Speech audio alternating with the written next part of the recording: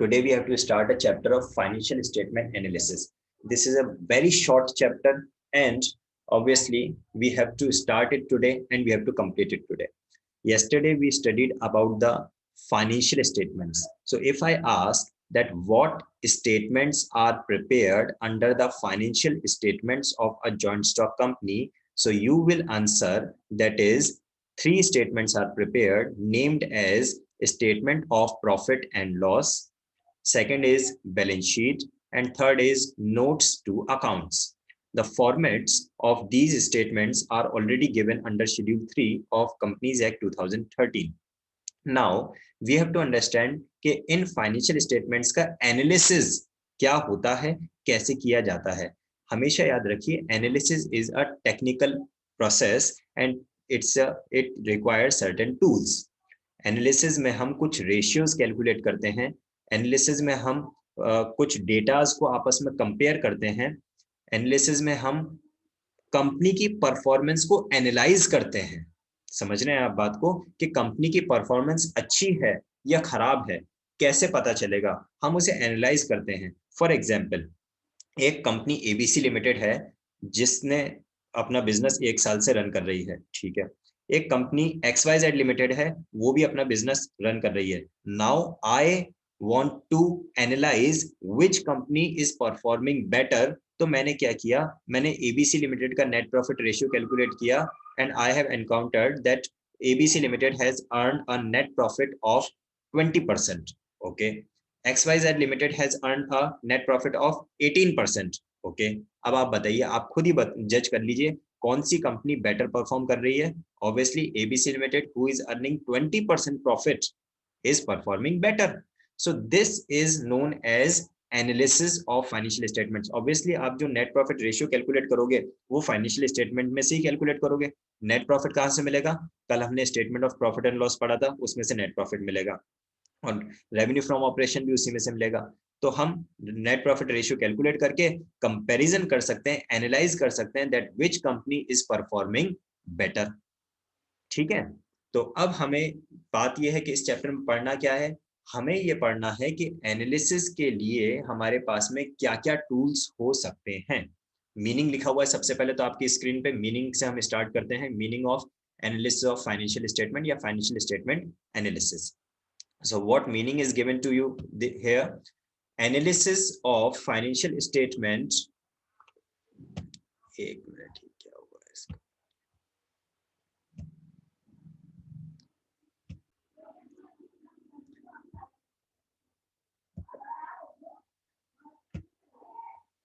सो एक बार दोबारा से हम देख लेते हैं meaning of financial statement analysis. What do we mean by analysis of financial statement. तो मीनिंग आपकी स्क्रीन पे गिवन है क्या. That is analysis of financial statement is a systematic process. Analysis of financial statement is a systematic process of analysing the financial information in the financial statements. आपके financial statements में जो financial information available है उसे आप जब analyse करते हैं एक सिस्टमैटिक प्रोसेस के through, that is known as analysis of financial statements. And why do we analyze these financial statements? What is the purpose? Why do we undertake this kind of process? So the main purpose is to understand and make decisions regarding the operations of the enterprise. Our main purpose of financial statement analysis is to understand and make decisions regarding the operations of the enterprise.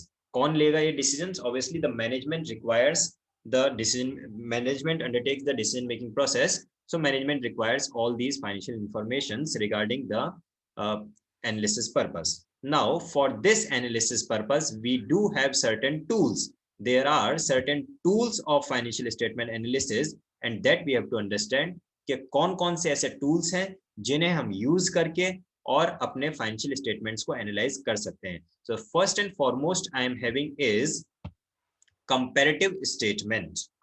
The first one we are having is comparative statement. Comparative statement word लिखा है, इसका मतलब इसमें comparative balance sheet भी हो सकती है और इसमें comparative income statement भी हो सकता है. अब कल मुझे YouTube पे एक बच्चे ने कमेंट में लिखा था, sir my teacher has asked me to prepare comparative position statement also. So I know what do we mean by comparative income statement, but can you explain me what do we mean by comparative position statement? तो आप में से बताएगा कोई comparative position statement क्या होगा? Balance sheet. Exactly. Balance sheet is known as position statement. So if we say comparative position statement, it means comparative balance sheet. अब how do we prepare this comparative balance sheet or comparative statement of profit and loss? उसके लिए हम पूरा process सीखेंगे. हालांकि यहाँ पे meaning दे रखा है दैट इज कंपैरेटिव स्टेटमेंट और comparative financial statements mean a comparative study of individual items और components of financial statements. For example, अगर मैं कंपैरेटिव बैलेंस शीट बना रहा हूँ तो मैं कंपेयर करूंगा 2019 के करंट एसेट्स और 2020 के करंट एसेट्स. 2019 का शेयर कैपिटल, 2020 का शेयर कैपिटल, 2019 के ट्रेड पेबल्स, 2020 के ट्रेड पेबल्स. तो कंपैरिजन हो रहा है ना, दो अकाउंटिंग ईयर के फिगर्स को मैं इंडिविजुअली आपस में कंपेयर कर रहा हूँ. उसको हमने बोल दिया कंपैरेटिव स्टेटमेंट. इसका फॉर्मेट हम नेक्स्ट चैप्टर में देखेंगे और पढ़ेंगे. इसके बाद में आता है आपका common size statement. Common size statement is the second accounting tool which is used for the financial statement analysis. इसमें हम क्या करते हैं, इसमें अगेन जो कॉमन साइज स्टेटमेंट है वो आपका कॉमन साइज इनकम स्टेटमेंट भी हो सकता है और कॉमन साइज पोजीशन स्टेटमेंट भी हो सकता है. तो देखिए क्या लिखा है इसके बारे में.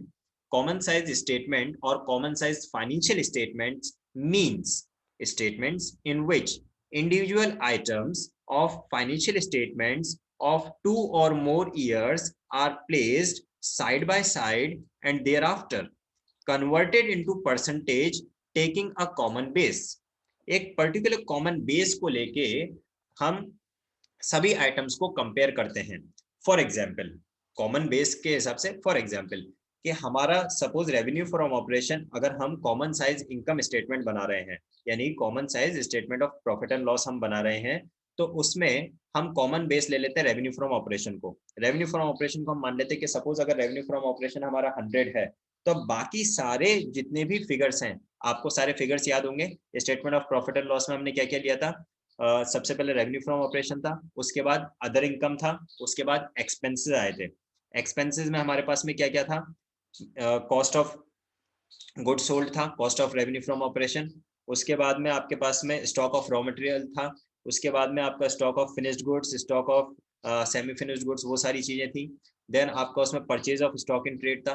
अब ये सारी चीजों को, देन एम्प्लॉइज बेनिफिट एक्सपेंस था, डेप्रिसिएशन एंड अमोर्टाइजेशन एक्सपेंसेस था, फाइनेंस कॉस्ट था. अब इन सारे एग्रीगेट्स को अगर आप कंपेयर करो रेवेन्यू फ्रॉम ऑपरेशन से, रेवेन्यू फ्रॉम ऑपरेशन को अगर आपने 100 मान लिया और फिर आपने परसेंटेज कैलकुलेट किया फाइनेंस कॉस्ट का, और आपने देखा that finance cost is 10% of the revenue from operation. employees benefit expense is 15% of revenue from operation. Purchases of stock in trade is 40% of revenue from operation. तो हमने क्या किया, हमने जितने भी आइटम्स थे फाइनेंशियल स्टेटमेंट के, उन सबको एक कॉमन बेस से कंपेयर कर लिया, यानी रेवेन्यू फ्रॉम ऑपरेशन से. इसी तरह से बैलेंस शीट से, जैसे आप लोग अगर आप कॉमन साइज बैलेंस शीट बना रहे हैं, तो कॉमन साइज बैलेंस शीट में हम क्या करेंगे, सारे एग्रीगेट्स को टोटल ऑफ बैलेंस शीट से कंपेयर करेंगे.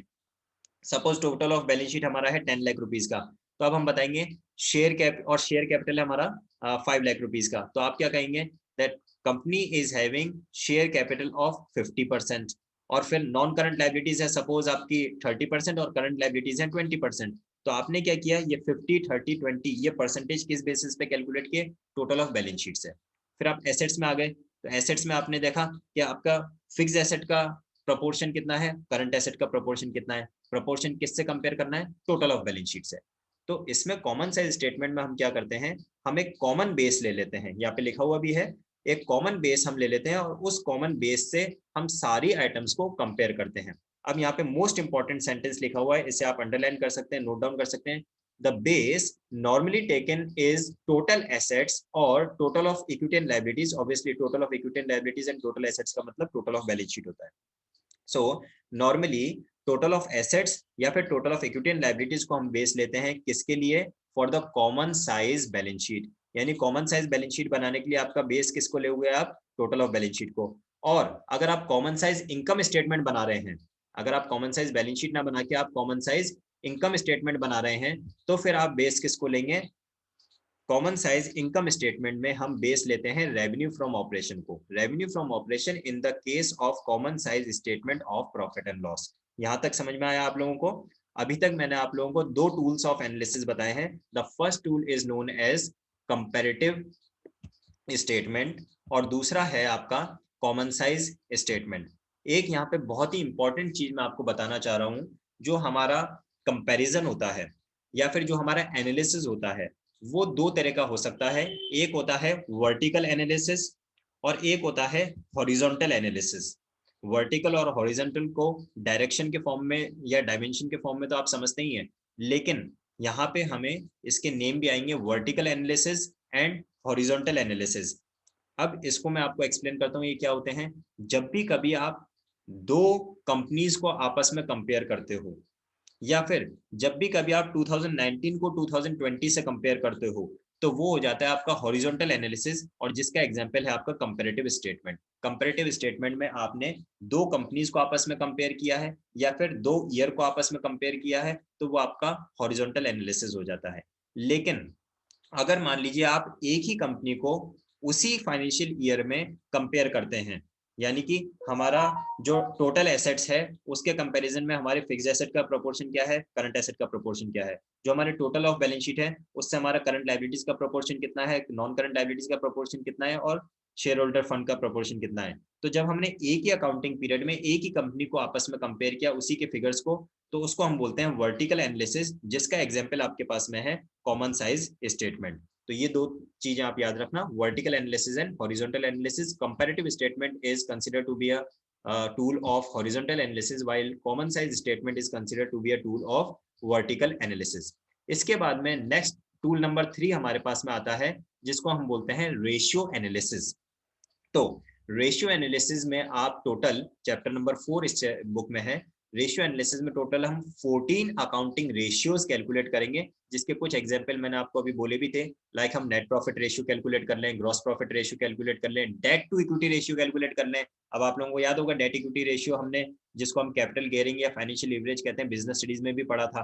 ठीक है, तो हम debt to equity ratio calculate कर लें, या फिर हम ट्रेड रिसीवेबल्स टर्नओवर रेशियो, इस तरह से टोटल करके 14 अकाउंटिंग रेशियोज हैं जिन्हें आप कैलकुलेट करके इवेल्युएट कर सकते हैं, अपनी फाइनेंशियल पोजीशन को एनालाइज कर सकते हैं। ठीक है, और फिर आपके पास में fourth tool of financial statement analysis आता है which is known as cash flow statement. Cash flow statement which is the fourth tool of financial statement analysis, जो कि क्या होता है, cash flow statement is a statement showing flow of cash and cash equivalents. Cash का meaning तो आप सब जानते हो। अब बात यह आती है कि कैश इक्विवेलेंट में क्या होगा। तो कैश इक्विवेलेंट में कैश जैसी ही चीज होती है, लाइक कैश एट बैंक हो गया, चेक इन हैंड हो गया, बैंक ड्राफ्ट हो गया, तो ये चीजें हो जाते हैं जो कैश के इक्विवेलेंट है। So cash and cash equivalent during the accounting period classified under operating activities, investing activities and financing activities. However, इसका जो डिटेल है हम अपने चैप्टर नंबर 5 में, जो पूरा का पूरा chapter numerical of cash flow statement से रिलेटेड उसमें पढ़ेंगे। लेकिन यहाँ पे मैं शॉर्ट में आपको बता देता हूँ कि कैश फ्लो स्टेटमेंट में बनाया क्या जाता है। कैश फ्लो स्टेटमेंट में inflow of cash and outflow of cash को रिकॉर्ड किया जाता है। This is the main object of preparation of cash flow statement. लेकिन इनफ्लो ऑफ कैश और आउटफ्लो ऑफ कैश 3 अलग अलग कैटेगरीज से। Inflow of cash and outflow of cash किस बेसिस पे कैलकुलेट किया जाता है? On the basis of inflow and outflow from operating activities, inflow and outflow from investing activities, inflow and outflow from financing activities. क्योंकि अगर सिर्फ inflow and outflow की मैं बात करूं तो फिर तो हम कैश बुक बनाते थे। कैश बुक में रिसीट साइड और payment side, receipt side inflow of cash था Yes, sir. और payment side outflow of cash था, तो फिर तो वो कैश बुक ही हो जाता है। लेकिन नहीं, वहां पे हम डिवाइडेशन नहीं करते थे। वहां पे हम आइटम्स को ऑपरेटिंग एक्टिविटीज, इन्वेस्टिंग एक्टिविटीज और फाइनेंसिंग एक्टिविटीज में डिवाइड नहीं करते थे, क्लासिफाई नहीं करते थे। कैश फ्लो स्टेटमेंट में हम inflow and outflow of cash को ऑपरेटिंग एक्टिविटीज, इन्वेस्टिंग एक्टिविटीज और फाइनेंसिंग एक्टिविटीज में क्लासिफाई भी करेंगे। ठीक है, यहाँ तक आई होप सबको समझ में आया होगा। तो these were the 4 tools of financial statement analysis, जो कौन कौन से हैं? Comparative statement, common size statement, ratio analysis and cash flow statement, जिनको हमें न्यूमेरिकली भी पढ़ना है। इसके बाद में आता है आपका sorry types of financial statement analysis. तो एक आपके पास होता है एक्सटर्नल एनालिसिस, एक आपके पास में होता है इंटरनल एनालिसिस। मीनिंग आप सब समझते हैं। अगर मैंने फर्म ए को फर्म बी से कंपेयर किया, कौन सा एनालिसिस हो गया? External analysis. अगर मैंने फर्म एक्स को फर्म जेड से कंपेयर किया, कौन सा एनालिसिस हो गया? External analysis. लेकिन अगर मैंने फर्म ए को के ही डिपार्टमेंट्स को आपस में कंपेयर किया, डिफरेंट डिपार्टमेंट्स को, जिसको हम सेगमेंट एनालिसिस बोलते हैं, तो वो इंटरनल एनालिसिस हो गया। या फिर मैंने फर्म ए के 2019 के अकाउंट्स को 2020 के अकाउंट से कंपेयर किया, फर्म वही है, उसी फर्म के 2019 और 2020 के अकाउंट्स को मैं आपस में एनालाइज कर रहा हूँ, तो वो कौन सा एनालिसिस हो गया? Internal analysis. तो एक्सटर्नल एनालिसिस को आप और एक नाम दे सकते हो, ठीक है? क्या दे सकते हैं? बोलिए, आप में से कोई बोलेगा? एक्सटर्नल एनालिसिस को हम और एक नाम दे सकते हैं, which is known as inter firm analysis.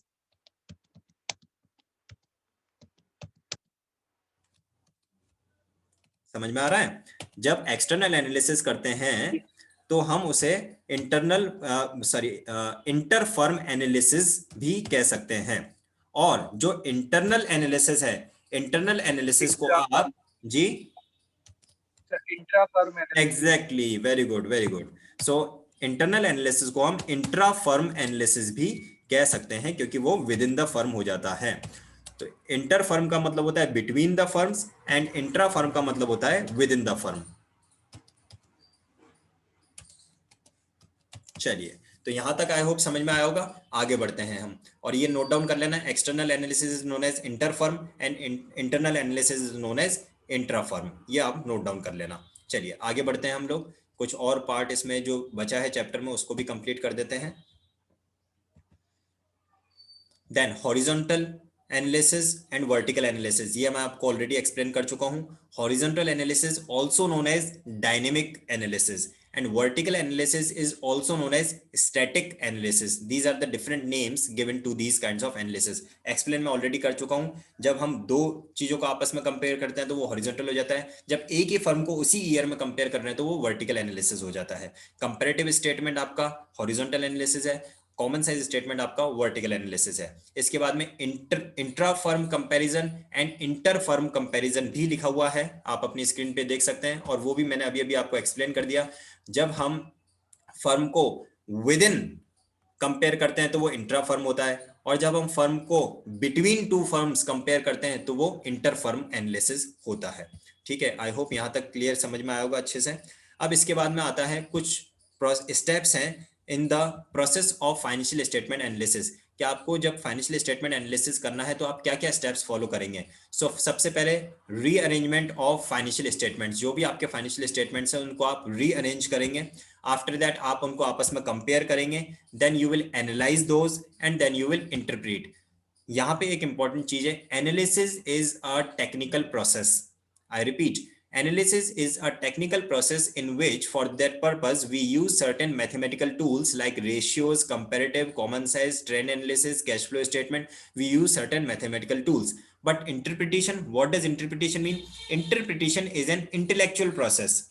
Interpretation is a decision making process. Interpretation is a mental exercise. Interpretation में हम फाइनल रिजल्ट कंक्लूजन पे आते हैं कि हमने एनालिसिस में जो रेशियोज कैलकुलेट किए या जो मैथमेटिकल टूल्स अप्लाई किए उससे हमें क्या कंक्लूजन निकला, that conclusion is comprised under interpretation. तो एनालिसिस और इंटरप्रिटेशन में कंफ्यूज नहीं होना। Analysis is a technical process which includes mathematical tools, while interpretation is a intellectual process which includes decision making.